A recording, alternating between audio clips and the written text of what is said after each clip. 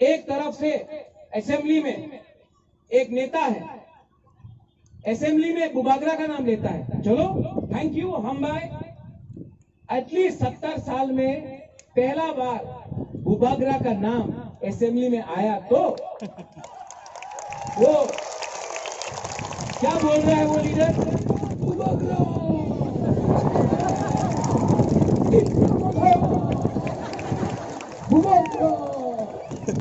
বিচার করতে হবে, চিন্তা করতে হবে कि मेवाड़ टिपरा नहीं, रामपद्दो टिपरा नहीं, ये बोल रहा है।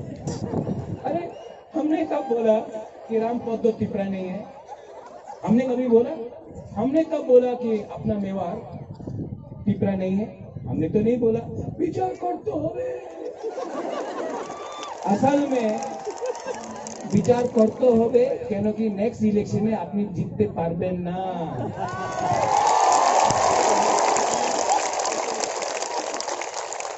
ये लोग हम लोग का खांचा से डर गया है, बुबागरा का खांचा से डर रहा है लोग।